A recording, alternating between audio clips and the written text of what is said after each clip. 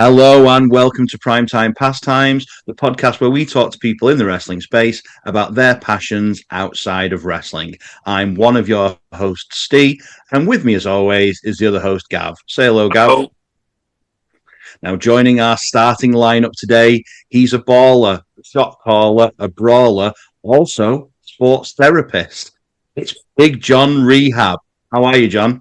very good, Steve. Thank you so much for having me today. Gav, how you doing, mate? I'm good. How are you? Very excited for I'm this. liking the extra bit of beard coming through. Yeah. Very Drew McIntyre. Yeah, he's gonna come off soon. Unfortunately, I've not been blessed enough with a good beard, so I have to keep it short. Just keep going; it'll grow on you. So, before we talk about our topic today, let's talk a little bit about wrestling.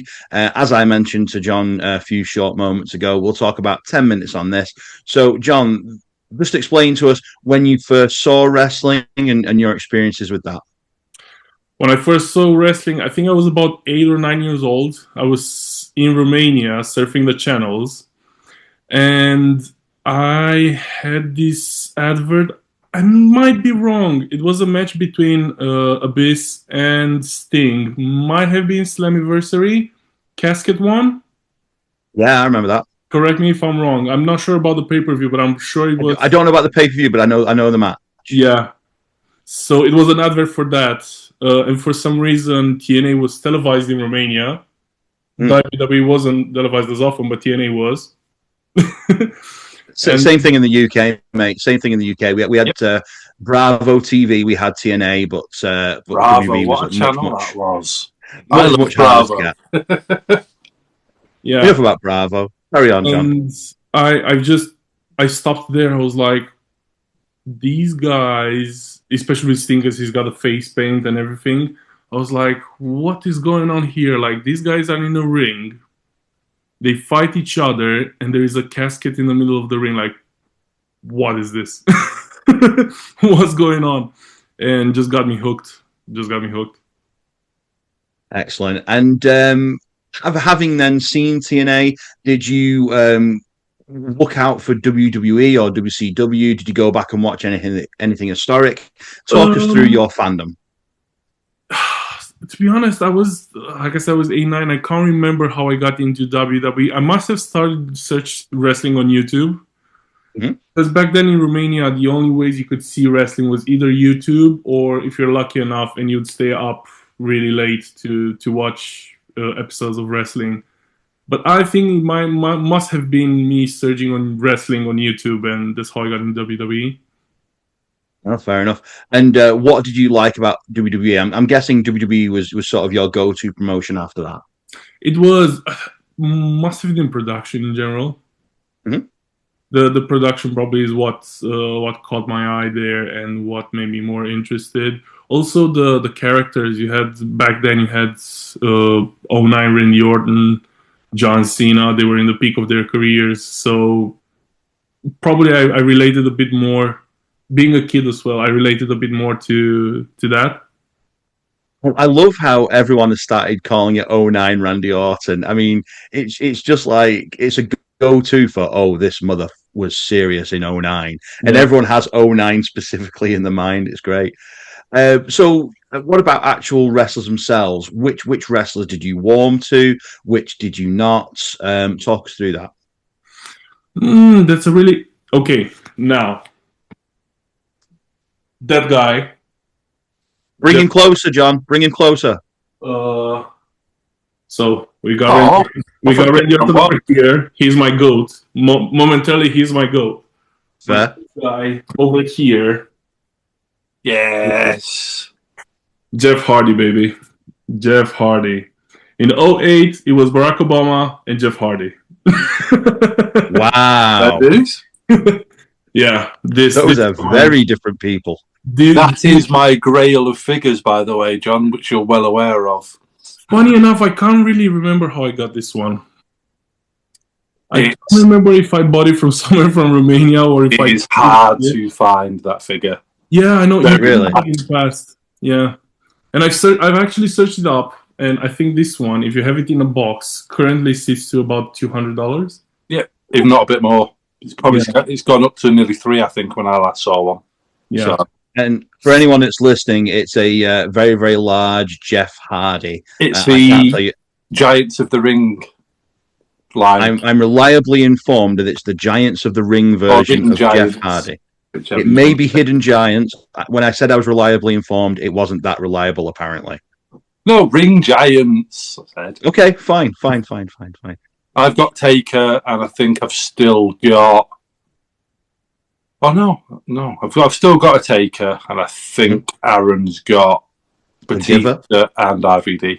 So okay, excellent. Batista right here, and that's Batista there.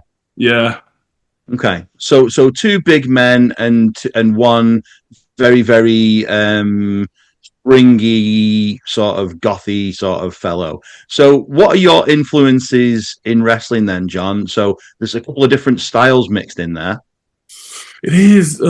Funny enough, even though with my size being 6'7", I never really relied to big guys, which I find is very interesting. With my background with basketball as well, I've always liked the guys that were a bit more athletic. Not necessarily like lucha, high fly stuff, but the guys that could show off a bit of athleticism in the ring. AJ Styles was much the same way. He played basketball as well, and he warmed to Michael Jordan apparently, which is why he has the armband there instead of anywhere else. So yeah, that's quite cool. So we haven't said what you actually do in the world of professional wrestling, John. So talk us through that. Ooh, where should I start? So I got initiated in the world of professional wrestling as a sports therapist. And this is currently my social media in general, me being a sports therapist in the world of professional wrestling. On my first show, Lizzie Evo, shout out to Lizzie, she saw me and she asked me, hey, do you actually train in wrestling? And I said, no. And she told me, do you see that guy right there? His name is Sam Bailey. Make sure you speak to him. It wasn't, would you like? Did it ever interest you? No, it was just go and talk to him. We do need more big men in wrestling. So that started your training journey. And I'm guessing you trained with a lot of high caliber athletes. Yeah, I've had the pleasure to train with a few guys. I have the pleasure of having Sam Bailey and Chris Ridgway as my coaches. And honestly, I don't think it would have been a better pair there, because you have Chris going through all the technicalities of wrestling, and showing you all these crazy, moves. And then you have Sam there that is able to help us with the in-ring presentation, going a bit in the other aspects of wrestling, how to portray your character in wrestling. So I don't think at this point I could have had a better start in wrestling than with them two. That's great to hear. See, I was setting you up to say, "Oh yeah, I trained with you as well, Steve," but you didn't even acknowledge that. For the listeners and for people watching this, when I started training wrestling, Steve was in my class. That is true. Steve was in my class. And that reaffirmed the fact that I never want to be a professional wrestler. Getting thrown about by Big John. Got a question for you. Okay. Did you, with your ref stuff, did you start it before training in wrestling or after starting wrestling? Yeah, I'd actually debuted when I started training with you. So I had 6 months of ref training, did a 3 or 4 months, and then started training with you. So I only trained with you to make me a better ref. There was no sort of delusions that I was going to be a wrestler. And having you in that one drill that we did with Chris Ridgway, where you were constantly throwing me to the ground and pinning me, and I had to kick out constantly. That reaffirmed that I was never ever going to be a wrestler. See that. Thank God, no, it is not. Although, to put it in perspective for everyone, the Big John can pick up Kemper from the floor, lying down, and powerbombing. So imagine how big he is. He is an incredible man. Right, well, I think that sort of brings us to the end of the wrestling talk, unless you've got any questions, Gav. No, not really. Just waiting for your debut now. Okay.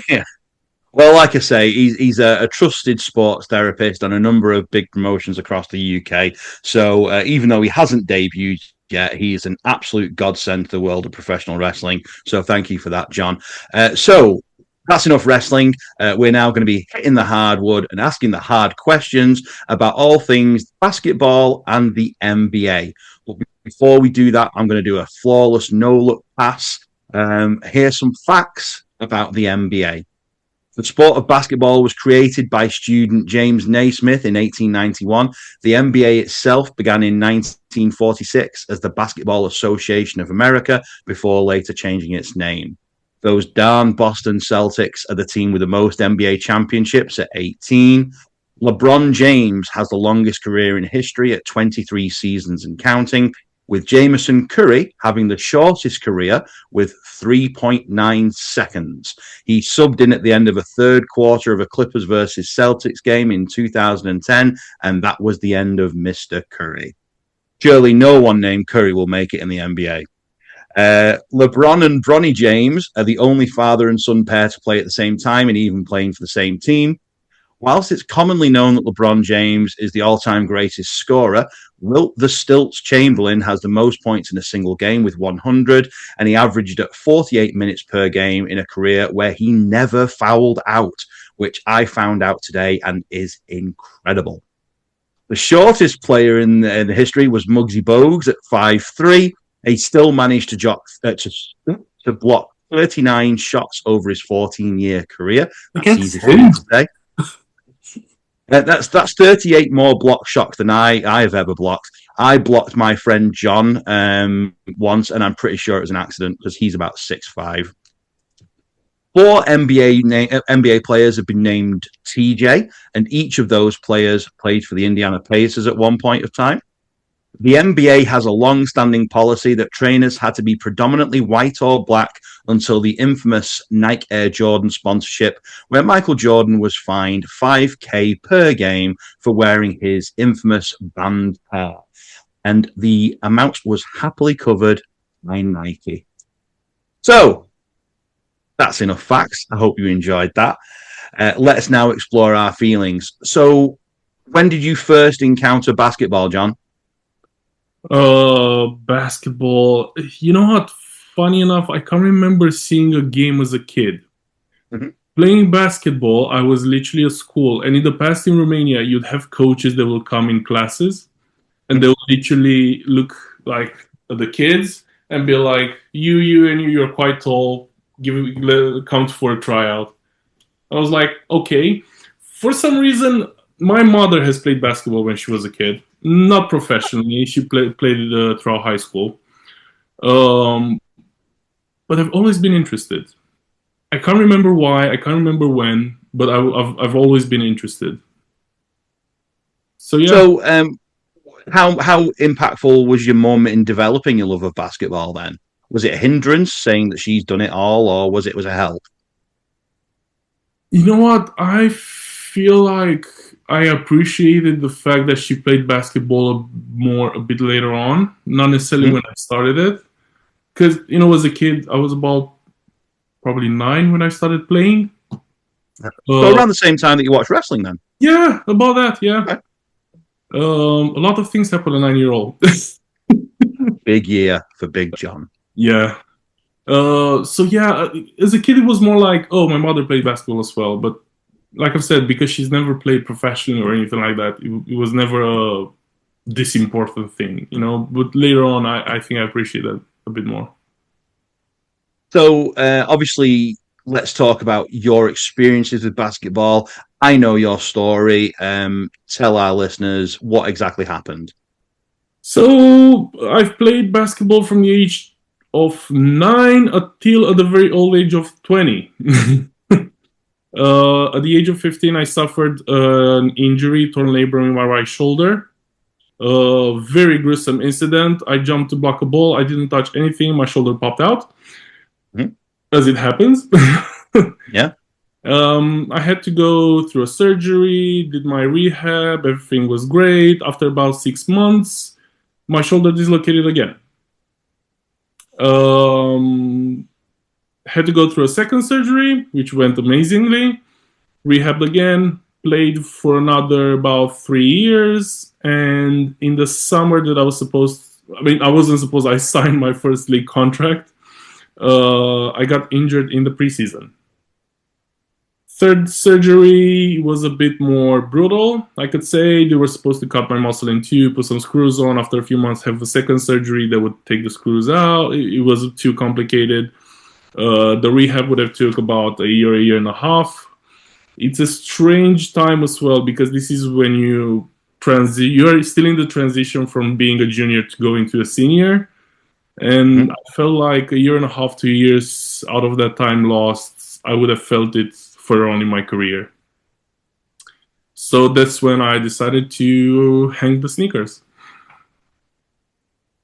And the world was less of a nice place for it, I'm sure.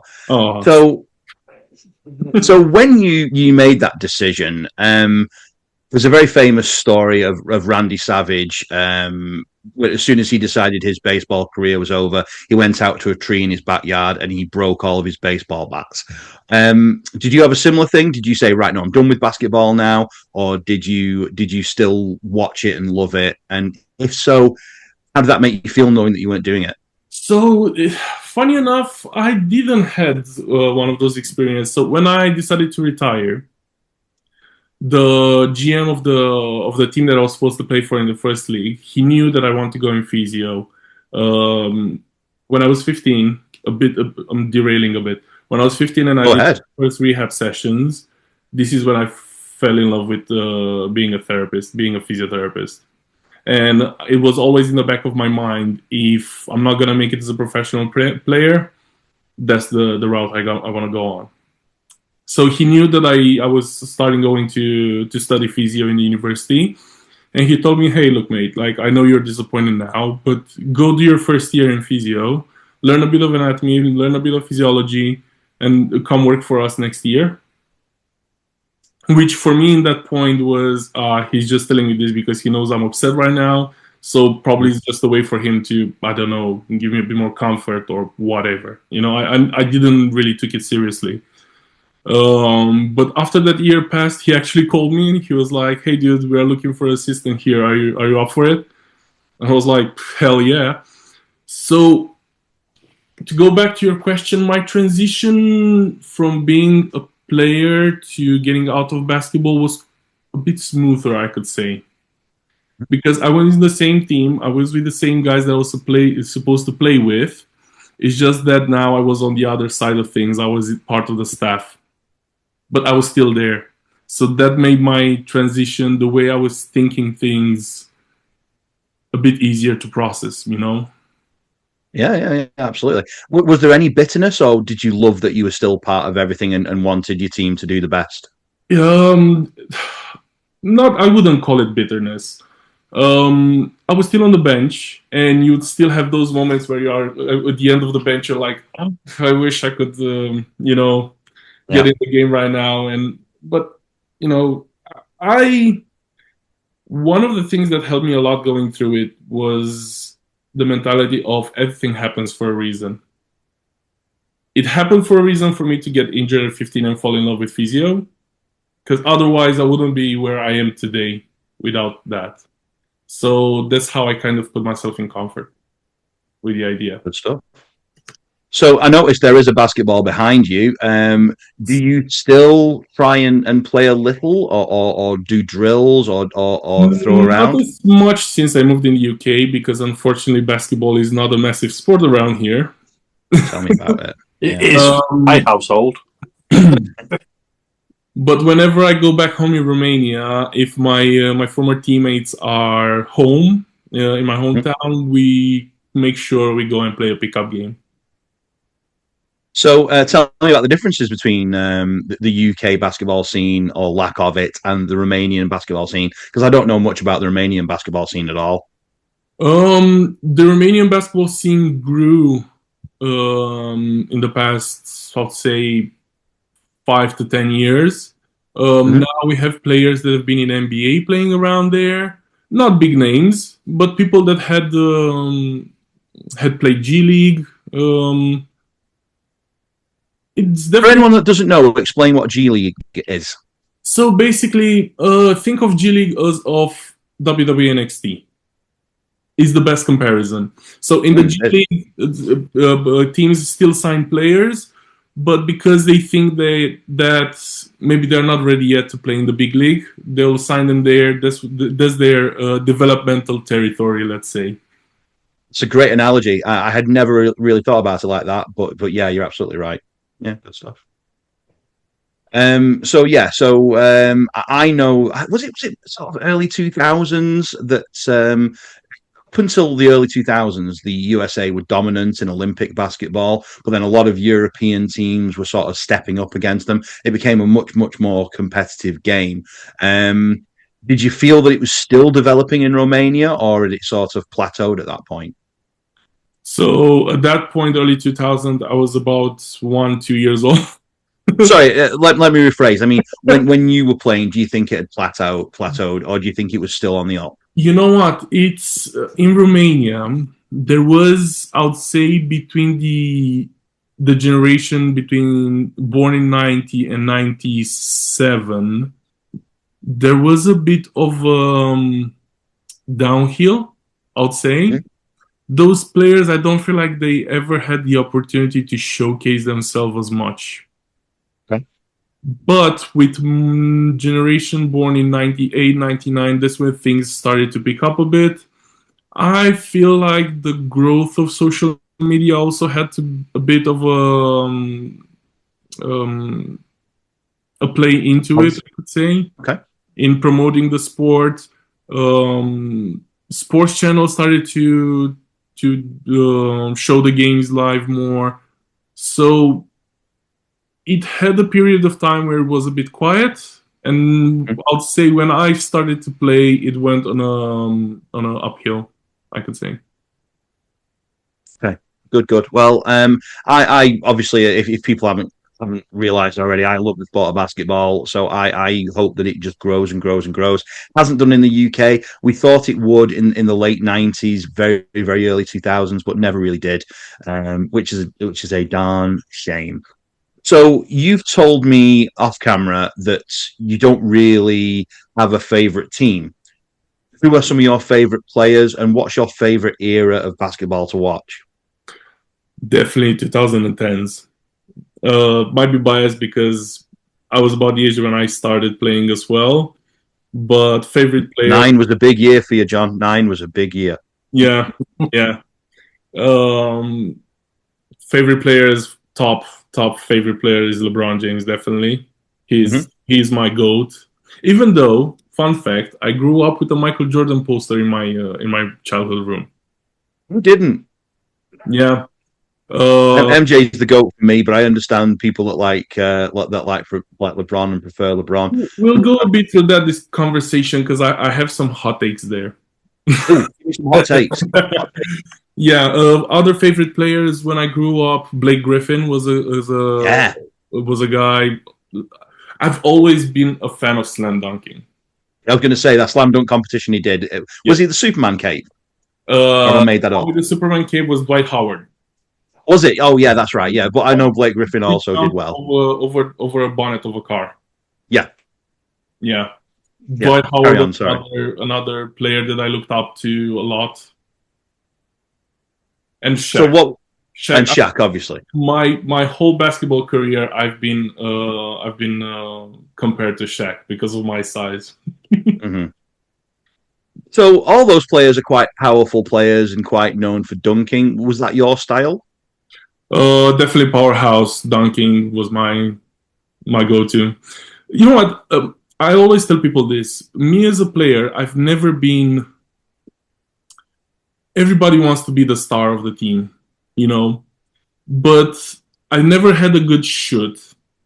And scoring wasn't my key element, I'd say. But as a big guy, I've always focused on stuff like rebounds. A thing that you won't often see at big guys, I was very good at assisting players. So I've matured a bit earlier, and through discussions with my coach, I was one of those guys that understood his role in the team. Yeah. So definitely, whenever it was about fighting under the rim, you can bet I was there. So this is why you also like Dennis Rodman. Yeah. Yeah, no, that's absolutely fair. Before we get into your hot takes, because he's naturally come up in conversation, obviously, at the time we were recording this, we have just had the WrestleMania Hall of Fame ceremony where Rodman has been inducted. How do you feel about that? I mean, it was supposed to happen. You know what I mean? Hmm? It was such a key figure with the NWO and WCW that it was one of those steps that I feel like puts WCW in wrestling in the mainstream. Yeah, agreed. So I can definitely say that he was supposed to get his flowers. Fair enough. Did you watch him wrestling? I know it was probably before. Well, it was before your time. Funny But enough, did I you go actually back? did. I actually did. What do you think? Big guy. He's definitely been worse wrestlers, so Yeah, I mean the thing with Rodman, he had a great match at the original Bash at the well, not the original Bash at the Beach, the first Bash at the Beach that he was in. He had a great match. The second one with Karl Malone, I think Karl Malone ended up looking like a quote $1 million in that match. I thought he looked like a real wrestler in that match. No sort of shade on Rodman, but he really did look like an absolute wrestler. I mean, if you look Um, in basketball history and if you talk about physiques, Karl mm. Malone is there. Is there. And also, someone who I imagine you'd enjoy watching due to his style and his rebounds and the fact that he knew he wasn't the star either, really, although he sort of ended up being. Yeah. Um, Another I, guy I really enjoyed. another guy that's worth mentioning then is Ben Wallace, Detroit Yeah, Pistons. Ben Wallace. Yeah.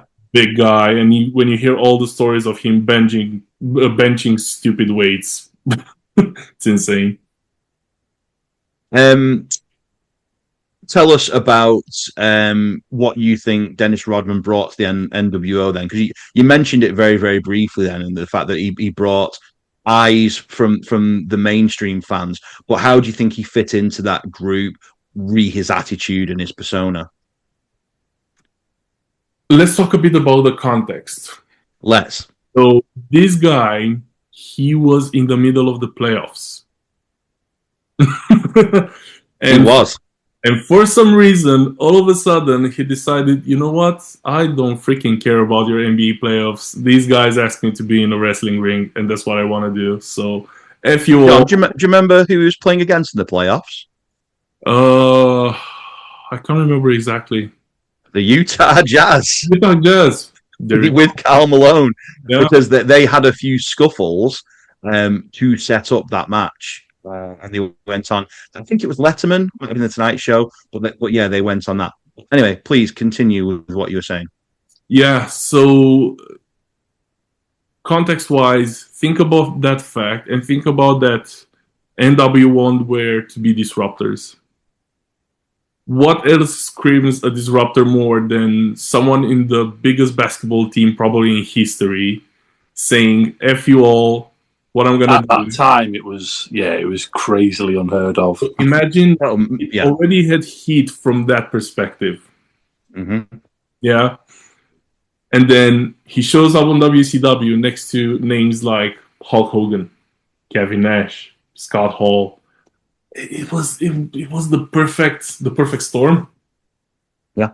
Perfect storm. You have the NBA fans being interested in what the hell is Dennis Rodman doing, and then you have all the eyeballs from the other side where wrestling fans are like, "Oh my God, is Dennis Rodman in a wrestling ring?" So I'm not going to go too much on about wrestling, but I do want to offer you the sort of counterpoint to that, because Steve Mongo McMichael, very, very famous American football player, became part of the Four Horsemen, and it was nowhere near as successful as the Dennis Rodman thing with the NWO. Did you watch Mongo? Do you think there's a reason why he was no? Not well. No. To be He fair, didn't it's do like anywhere near.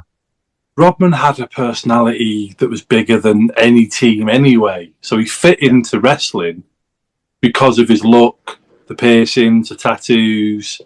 He was just He that bad looked boy. dirty.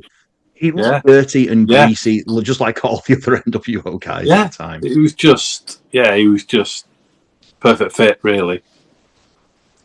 Absolutely. So we've talked about what position you played and your play style. Now, basketball is one of those sports where that might not have been the style you sort of wanted to do at the time. You might have seen yourself more as a scorer, as a ball handler. Was that the position you ultimately wanted, or did you sort of wish you could have gone another route? Not really. I've always wanted to play as a center. And when I took the decision to retire, that was another aspect of it that I thought about. I know I'm 6'7", and compared to the average person, I'm a giant. But in basketball, Not in the NBA. not in basketball, you're not that big of a guy. So think about the fact that I would have had to miss 2 years of my career rehabbing, and then I'll have to come back, play basketball, and change my position as well. I've played as a center my whole childhood, my whole teenage years, and then all of a sudden I have to come back and learn to play completely different. So No, that's fair. I've never, like I've said, I've always liked to be the big muscly guy around there, to fight for that ball. So it's never been on my radar, to dribble much or anything like that. And do you think that sort of aggressive style has helped you in your wrestling training? It certainly has in that drill that you almost killed me. Uh, it definitely made me a bit tougher. Mm-hmm. Taking bumps, hitting the ropes, taking those elbows under the rim definitely made me a bit tougher. Yeah. Good. So we talked about hot takes, or we were about to talk about hot takes. I imagine it's a Jordan hot take. Am I right in that? Okay. Okay. It's a Jordan hot take. It's a LeBron James hot take. There is always this conversation, who's the GOAT? Now, Steve, let's think a bit about it. I love LeBron James. I love Michael Jordan. First of all, there are different positions, different style of players. There's a conversation about that, but I don't want to be too technical about it. Go. Michael Jordan, especially with that Bulls team, he was an amazing player, don't get me wrong. He was scoring a lot, 6 championships in a row, with a small hiatus, but 6 championships in a row, technically.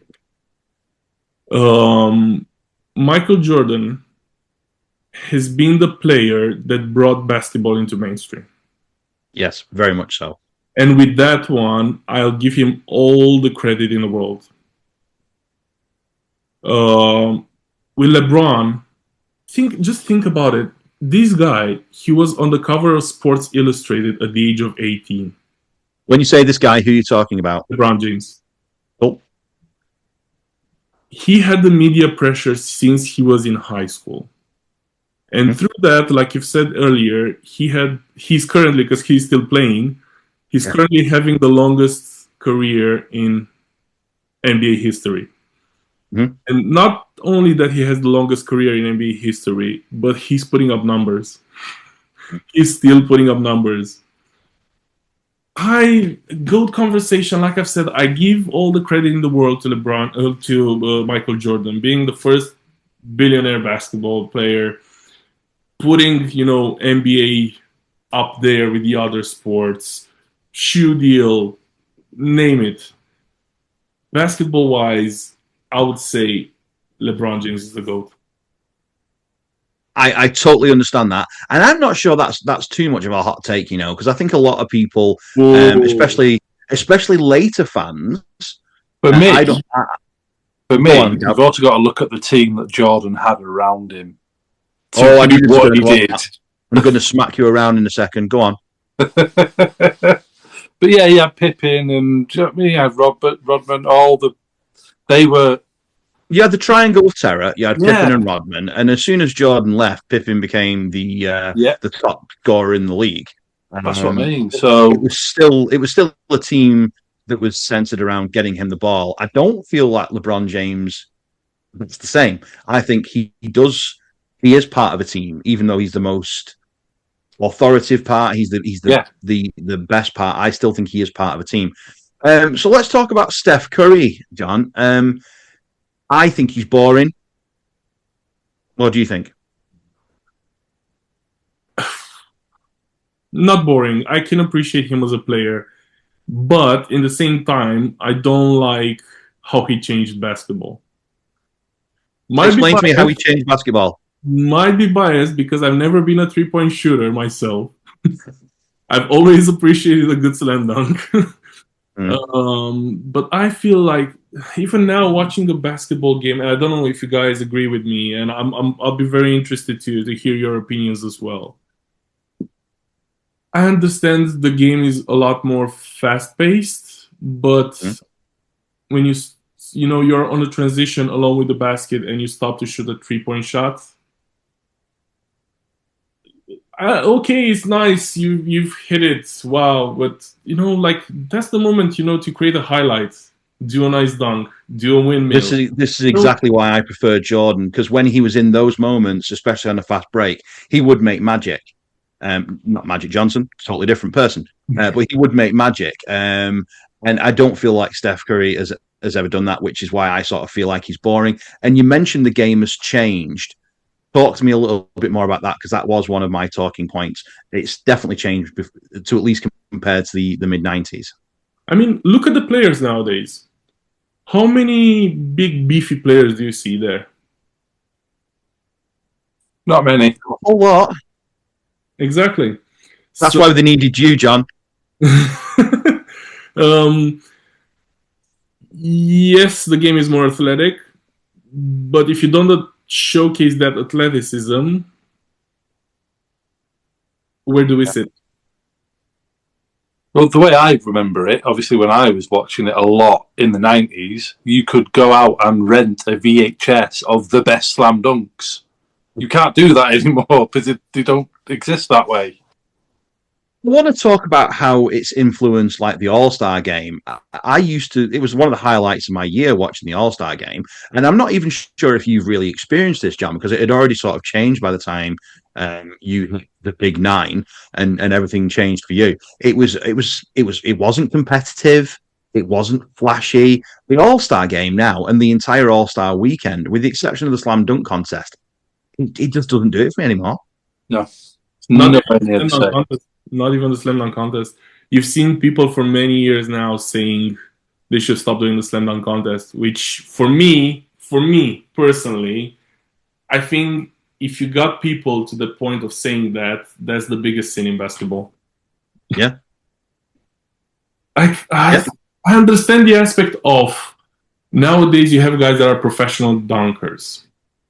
Dunking is all they do. They do all this crazy 360 between the two legs and the whatever.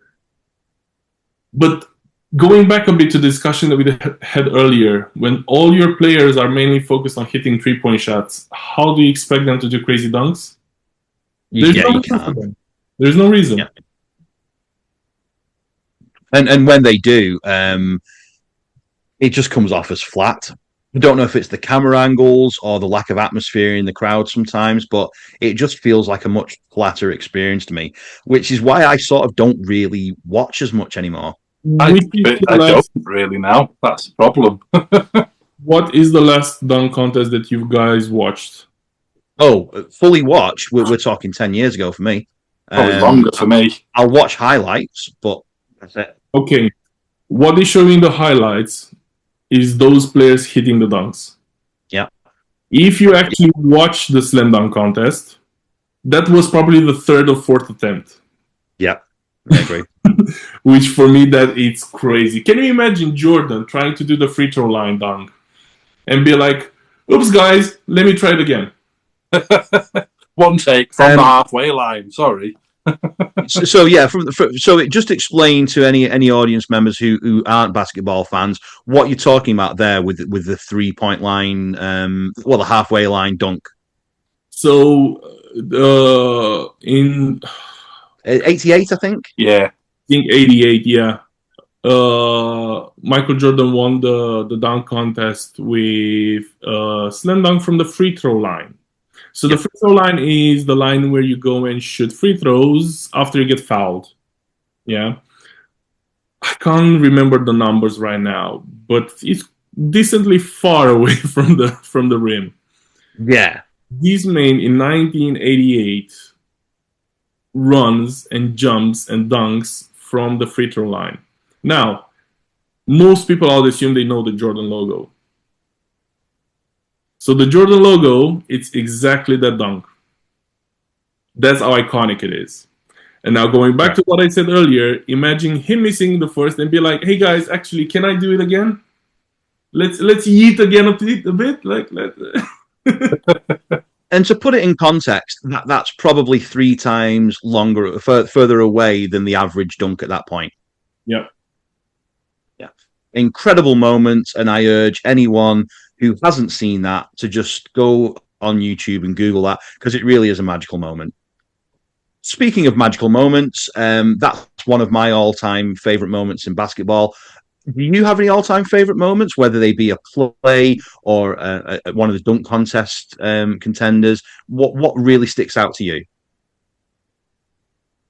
If you're a basketball fan, all I'm gonna say is blocked by James. To be fair, though, for me, I think my favourite was a block by Olajuwon. Okay. He was a hell of a powerful player. Yeah. When he blocked, he literally took him out without touching them. No, not in my house. Yep. Yeah. I was always super distracted by the jersey he had on, because it was always far more flamboyant than any of the other teams. So it was always used to distract me, to be quite honest with Elijah, man. So yeah, the play that I'm talking about by saying blocked by James is the NBA Finals when he was in Cleveland Cavalier. He was a Cleveland Cavalier playing against the Golden State Warriors, and the final play of the match was him blocking Andre Iguodala's shot. Him coming from the other side of the court, Iguodala having a free on its own layup, and bang! Not today. And this guy ended up winning the title like that. Yeah, fair enough. I can't argue with that. I do enjoy a block, mainly because I have almost never done one, except for that one time, which was probably an accident. Any other big sort of moments? I was going to ask John something, though. Do you think Woody Harrelson actually slam dunked in that film? Did. Do you think he honestly did? Oh, he did. That is fact. That is a fact. He did do a slam. He can slam dunk. Still dubious. Yeah, okay, let's sure about it. Let's talk about the basketball in films then for a second. You cannot fake some of the stuff that Woody Harrelson and oh God, who was the other person in that film? Wesley Snipes. Wesley Snipes. Sorry, I just had a brain hit you for a moment. The stuff they were doing in that film was absolutely incredible. You can't fake that. People know what film we are talking about? White Men Can't Jump. White Men Can't Jump, which we have just proved to be incorrect. Say proved. I've no proof, but I remember seeing a documentary on it once, and they say he did. Yeah, they say he did. I don't know. Might have been like a smaller rim. Maybe in a milk crate that you might have used for a bit of a help. You're all saying this, but come on, the stuff he was doing in that, there's no way he couldn't dunk. He was so athletic in that film. One of my all-time favorite basketball films is White Men Can't Jump, but it's not the top one. What do you think, John? This, for me, when you talk about basketball in movies, Coach Carter. Yeah. Everything else. Oh, really? Nothing, no other movie can reach Coach Carter for me. That's a bold statement. Is there nothing even close? You're just saying that's it. Coach Carter, everything else is rubbish. Not rubbish, no. Don't get me wrong. Not rubbish. What you said, John, I'm quoting you. Putting me in a bad spot over here, Steve. You put me in a bad spot. No, I'm not saying rubbish. It's just that movie has everything. It does. Has everything. it has the drama, it has the emotion, it has the plays. There are it's the reality. What's the one with Ben Affleck? Is that the one? No, No, Samuel L. Jackson. no, you're thinking of Buffy the Vampire Slayer. He was in that film as a basketball player as well.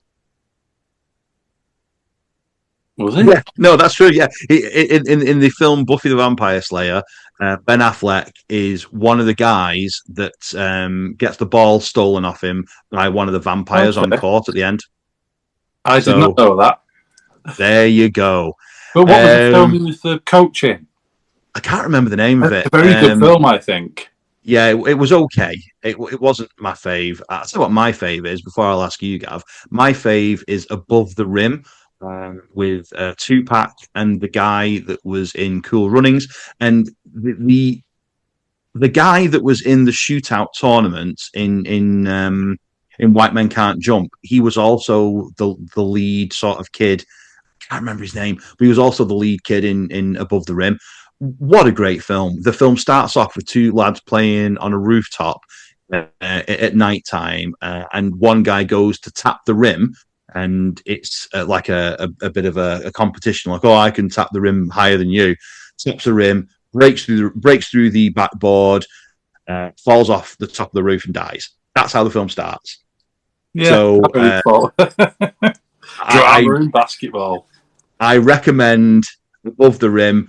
And I also recommend The Air Up There, which is a stupid film with Kevin Bacon, but also quite fun. What about you, Gav? To be fair, it is White Men Can't Jump. I've watched that so many times on I recorded it from Sky as a kid and probably watched it every day. Probably, I think.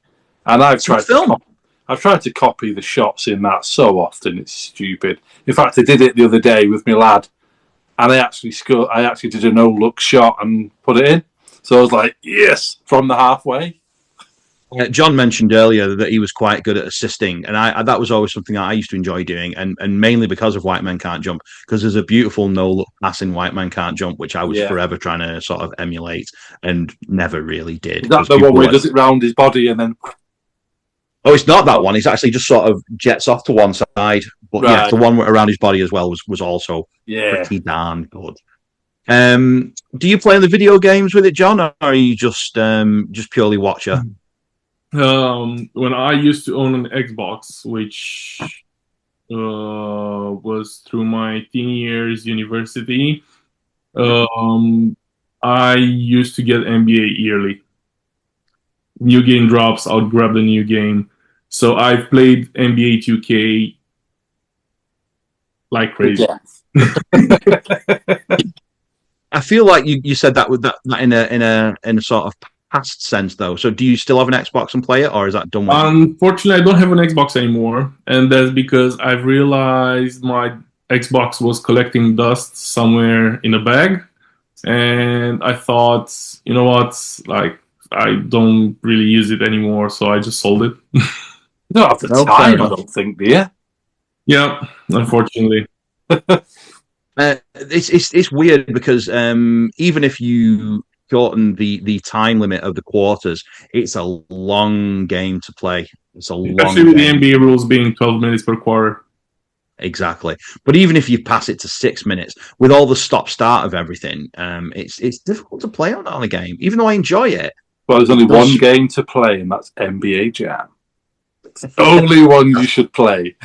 That's probably before John's time, right? It is. But I think I'll have to... Yeah. Have you played it, John? No. Oh, I've got an emulator here, so we'll have to have a...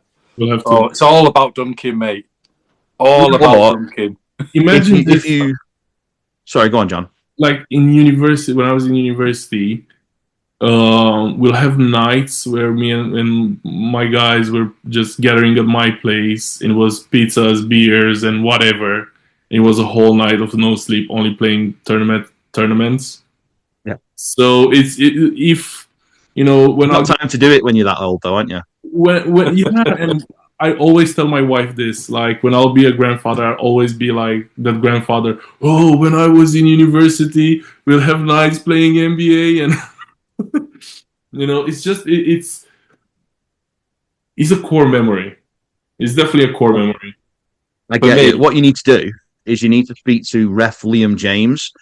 He goes to NQ64 in Manchester, and he always plays on NBA Jam in there. And I'm sure he'd like an NBA Jam buddy. Yeah. I think I might have to go down, and I'm quite good at it still. Oh, let me be clear. I've never been good at it, but I'll still play. I'm not a gamer. I think for me, in the back of my mind, I still always hear that he's heating up. If I'm playing basketball anywhere, that is the noise I hear in my. Oh yeah, the gimmick for this, John, because you don't know, is the ball. If you were repeatedly scoring one person, 3 in a row. it would be on fire, and the ball would literally be on fire. So goodness gracious, great balls of fire, etc., etc. He's on fire, and then you start doing the spinning like Was it like 720. on an arcade or sounds like an arcade game? Oh no, it's an arcade game. Yeah, it's an But they arcade ported game. it for the Mega Drive and all It sorts. wasn't as good though.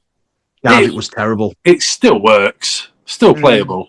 I've got I think it's the main Neo Geo version, so it is arcade version. So it's very, very good.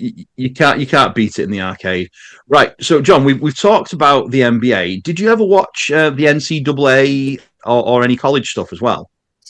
Not really. I mean, I know the big teams like Kentucky or funny enough, when I started working as a physio for the team that I was supposed to play for, we obviously had some American players as well. So what we used to do, we'd put like I don't know, 10 pounds each one from the team, and we'll make brackets for springtime. Yeah. So basically, the one that got closest to guessing the bracket would win the pot. Basically, yeah. Lovely. And for those that don't know what we are talking about March Madness. Yes. March Madness basically is, correct me if I'm wrong, is 64 teams. I can never remember. It sounds about right. Or 16. I can't remember exactly. But anyway, basically, it's all the college teams split in two, and then they play tournament style until they got to the finals. And no one ever in history has been able to guess exactly the winner. whole. Yeah, not the winner. The whole. Right. The whole standing. Because the betting for this, it does include who's going to beat which seeded teams are going to beat which seeded teams. If I remember It's massive. If I remember well, it was a millionaire or someone that put an offer up there that for whoever proves that they guessed the March Madness bracket, was that he was giving a stupid amount of money. It's one of those things. I used to watch it back in the heyday when I was in my fandom of NBA and basketball, sort of 96, 97-ish, but I've not really gone back to it. I really should, because I enjoyed watching the college stuff and the NCAA stuff more than I did the NBA stuff, because frankly, there's a lot of shit players on there as well. So not every play went the way. Yeah, bit more fallible. It does. Yeah, that's the word, fallible. Yeah, and it was just a bit more interesting. Fun fact: if I'm not wrong, I think the NCAA finals in basketball is actually more watched than the NBA finals. It doesn't surprise me. It's a fact. If I remember well, it needs to be double checked. But if I'm not wrong, the NCAA finals or the college finals is more watched than the actual NBA finals. John, I'm not even going to look, and it's not because I don't care. It's only part of it. It's because I trust you implicitly. And if you don't, it'll just powerbomb you. So fair enough. So obviously there are slight rule changes and play style differences in the in NCAA college ball and the NBA. Are there any rule changes that you would like to see to make it a more competitive NBA? And if so, what? Probably dunking should be considered 4 points. Yeah, that's fair. We should probably talk about the point system. Explain to everyone what the point system is of basketball who doesn't know. So in basketball, a normal shot within the 3-point circle is considered 2 points. A layup is 2 points. A normal mid-range shot is 2 points. And a dunk is 2. And a dunk is 2, yes. A dunk is 2 as well. Yeah. If you're fouled, you have free throws. The free throws are considered 1 point. Mm-hmm. And if you shot from anywhere else on the court beyond the 3-point line, it's called the 3-point line, so it's considered 3 points. Now there are variations that you can score 4 points in a play. For example, if you shoot a 3-point shot, you got fouled, you get a free throw. So if you hit the free throw as well, 4 points in one play. What's that called, John? Does it have a specific name? And one. Oh, and one. Yeah, you can get an and one with a layup, for example, as well. If you're that's why the trainers I bought was and one. Yeah, that's why. Yeah, you want to go? Fair days. And one, the good days. Street ball, baby. Street ball, baby. Cool beans. Well, unless you've got anything, Gav, I think that brings the regular questions to an end. But I do have a little game as well. Have you got anything to add, Gav? Just the other side of basketball we've not mentioned is the footwear. Sorry, but let's talk about the footwear. All I wear is LeBrons or Jordans. Let's talk about it. Pretty much. I have a pair of John's LeBrons that you passed down to me. They're a little bit big, but I still wear them. So with the sneakers, when I was playing, the low tops were becoming a thing. You know, because it's all in basketball. It was always this rule, and basketball shoes, they are high tops. Yeah. And funny enough, in that transition, I found the low tops more comfortable. I love the low tops. It's not as much ankle support, but you just feel a freedom in your movement that you don't with high tops. My second pair of Jordans. I can't remember exactly which number they were. There's so many. They had this, so it was the shoe, but actually it was a sock that you'd put on your foot to get in the shoe. So I remember that. Would go quite high, and when I bought them, I thought, "Ooh, this is so high. This is gonna give me so much support." I had one of the worst ankle sprains in my basketball career with those shoes. To the point that almost broke my foot. So whoever says that high tops saves your ankle, that's a myth. Yeah. I have heard similar stories about that. But for me, and I'm probably wrong with this, but towards the mid-90s, I think it was Adidas that really sort of brought the lows in more than anybody, because they had the not the crazy 88s. There was another version that they did that were lows. I'm pretty sure that's what sort of brought them into popularity. But let's talk visual, because it's a visual thing. What are your nicest pair of trainers to look at? My nicest pair in my collection. Or even something you want to buy but have not yet.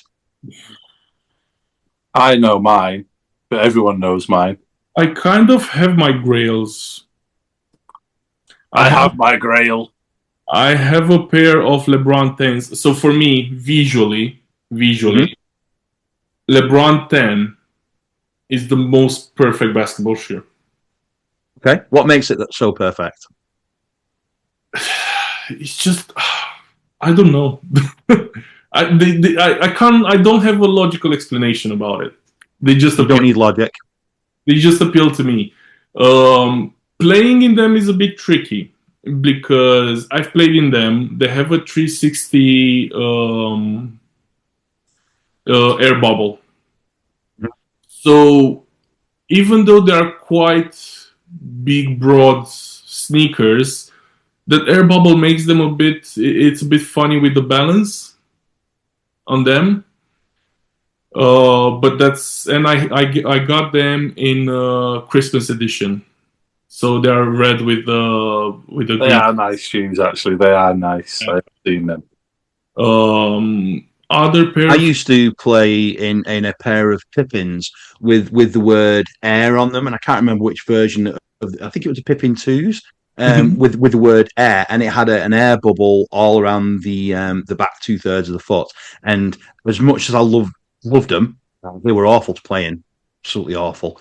I think were they called air flight Pippins? I can't remember. I think, yeah, But, something like that. I do remember them. awful to play in because, like I say, I just felt like I was bouncing constantly, and I've always been quite a big guy as well, which probably doesn't help. But yeah, not a fan of so much air on a trainer. Fun fact: I have a streak of actually not bursting any of those bubbles. Even Wow. though I've always been a heavy guy. I had guys in Mhm. my teams. Kevin Durant had some shoes with the air bubble. Kobe Bryant had the Kobe 8. Yeah. Or 10, 12 was just somewhere around there. I can visualize them with the Yeah. massive air around the side. Yeah. The 12 ones were the nice sort of, they were like lime green and Yeah. cherry sort of Yeah. coloured. They were really nice. So I had a lot of teammates that actually burst those bubbles. I never did, even though I was I was for sure the heaviest guy in the team. That's my win. I take that. Mine are LeBron Monstars, LeBron 17 Monstars. Sorry, but they are the best looking trainers ever made. They And just I've worn remind me these of the new whites. Space Jam, though. Hey? It just reminds me of the new Space Jam, which was awful. Yeah, but it's the colours on them, the orange, the purple, the sort of slightly kind of glistening on the everything. It's the best trainers ever. And I've worn them twice because I'm scared to ruin them. For me, actually playing basketball, probably I have two shoes that I really enjoyed playing. LeBron Soldier 7. I feel like it's a very, very underrated shoe. They look comfortable, and they were quite a low budget price as well, weren't they? Exactly. So for those that don't know, the Soldier version of LeBron shoes are basically like Gav said earlier, like the more affordable version of LeBron shoes. And the other one was the Nike's Hyper Dunks. Always, it was one of those pair of sneakers that's when in doubt, just buy some Hyper Dunks. I've got a pair of Jordans that I was asked at a show. Someone was like, "Oh, where did you get the shoes? I really want them." I was like, "Oh, I've had them years. They're pop now." He went, "They're about 700 quid on the aftermarket," and I'm like, "Oh shit." Yeah. Never mind. I wear them for deathmatch wrestling, so that's why they've got thumbtacks. I never. I have a very funny relationship with Jordans. Very beautiful shoes. Don't get me wrong. Though Jordan himself didn't like the first few. Yeah, I don't like playing in them. I don't see how you can play in them. They are just uncomfortable.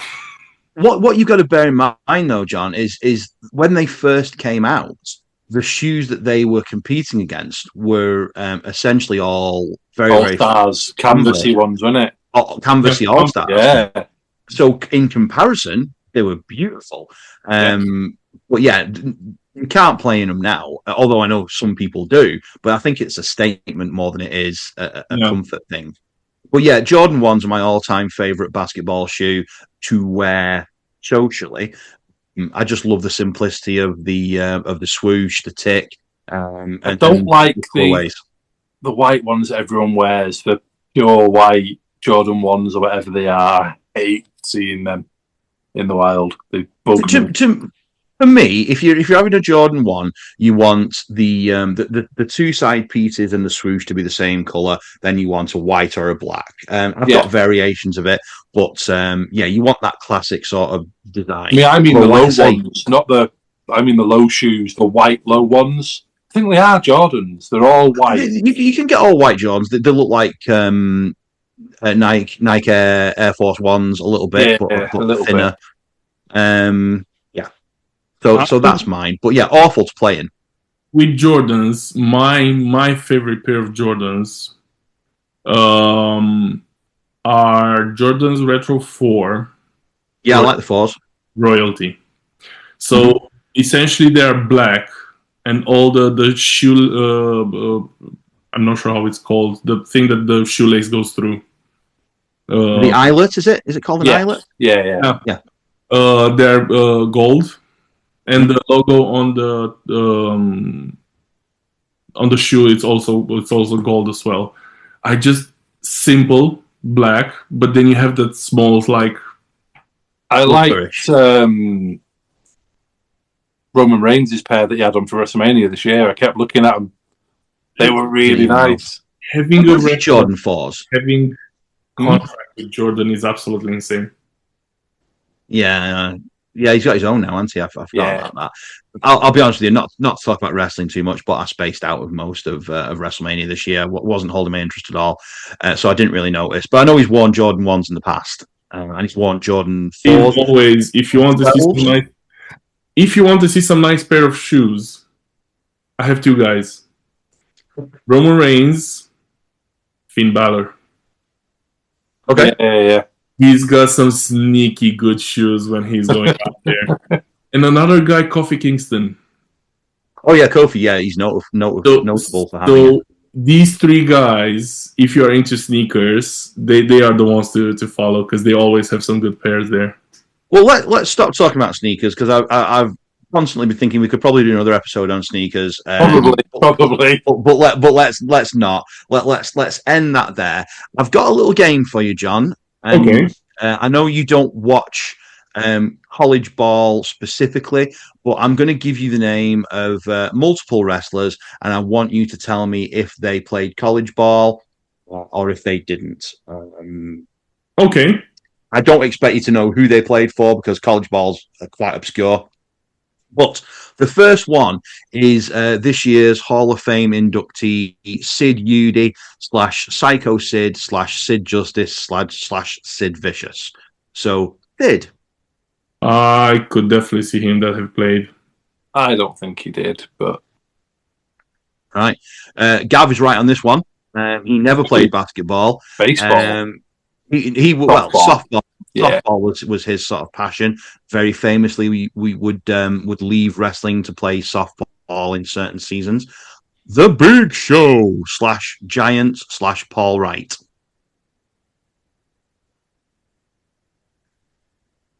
I think he might have played, but I don't think he liked it. Yeah, I'm going to say he's tried it. He's definitely tried it. Yeah, these are all college-level people that I'm talking about. Ricketts State and Edwardsville. So, yes, he did play. Congratulations. John's brand new best friend, Kevin Nash. Oh, yeah. Got to have done. He played professionally in Germany, so he definitely played in college. He did play in Germany and a few European places, and Tennessee, Bowling Green State. So, yes. I'm going to give you a fun fact here. Please do. I've worked a few weeks ago. It's when I've worked with Kevin Nash. I've spent an hour and a half with this man.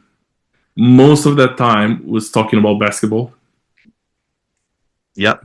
Wasn't talking about wrestling, a bit about that. Talking about basketball, and I felt like that was absolutely brilliant. I was very jealous that you'd spent like all that time. It's like. Well, he asked for you to come to his hotel room and do your sports therapy, didn't he? Yeah, that's incredible. How does it feel? Very good review as well. And good. How did it feel spending so much time with the star of Teenage Mutant Ninja Turtles 2: The Secret of the Ooze? The Shredder. I would say surreal. I bet it was. The pictures look great, mate. You grow up watching this man on TV, or being one of this big star, and all of a sudden he's just in front of you, and you realize he's just another human being with his own needs, with his own emotions, going through life like anybody. Okay, he might have had some different experiences through life and special ones. But I can't I can't compare it to anything else that I felt in my life. Well, just remember, every time we mention Kevin Nash, he blows out his quads again. So let's move on. The Undertaker.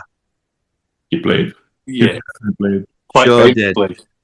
Angelina College and Texas Wesleyan. He actually chose wrestling over basketball because he could have been professional in both, apparently. Yeah. Oh, yeah, don't doubt it. He also got a contract abroad, but he Yeah. to pursue with WCW, if I'm not wrong. Yeah, that's right. Yeah, and he was Big Red in WCW. So, yeah. Abyss. I don't think so. Yeah. Correct. He did play American football, but not basketball. Via Mahan. He'll be at Raw anytime, lads. Oh, he's still coming? He's still coming. He'll be here any minute. Okay. I'll say no. Yeah, I'm going to say yeah. You say yes, Gav. Yeah. Even though I'd said yes, he was correct before you started saying. Oh, well. Yes, surprisingly, he did not play basketball. He actually had a film made out of his life, though, called $1 Million Arm, because he played baseball. I almost mispronounced the word baseball then. But yes, no basketball. Yes, baseball. Kane. He must have tried it. Nah, I'm going to say no. Sure did. Northeast Missouri. Oh, should have known that one. Never mind. Nia Jax. Yeah, part of me, she is tall. She's like 6'2". No, I see her more like a volleyball or something. Nah, she'll have tried. She played for Palomar College. Okay. The opposite of her cousin, The Rock, who played American football. Satnam Singh.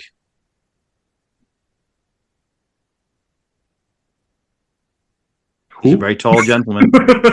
Oh, you're not an AEW fan then, John?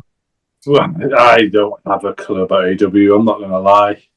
Fair enough. Well, he's the very, very tall gentleman that is currently in a faction. I think he's currently in a faction with Jeff Jarrett and Jay Lethal, although I haven't watched in a while, so he might Well, not I'll be. say no for a curveball. This was a trick question, but considering that you didn't know who he was, it's probably the trick is on me, I guess. So he was drafted right out of high school to play for the Mavericks, but he actually missed out on the whole college ball thing. So that was a trick question, but the trick's on me, so I suck. Oh, well. Oh, well. On that bombshell, where can we find you on social media, John? If you have any type of social media platform, if you go and search Big John Rehab, I will be there. And you will see some very funny ass memes at the minute. You have some good ones. Yeah, I'd like to think so. Can confirm. Right, well, thank you very, very much for joining us today, Big John Rehab. If you are working in the wrestling space and wish to talk about your passions outside of wrestling, please let us know and we'll be happy to have you on the show. But for now, have a great morning, afternoon, evening, whenever you're listening to this, and I'll see you later. Bye.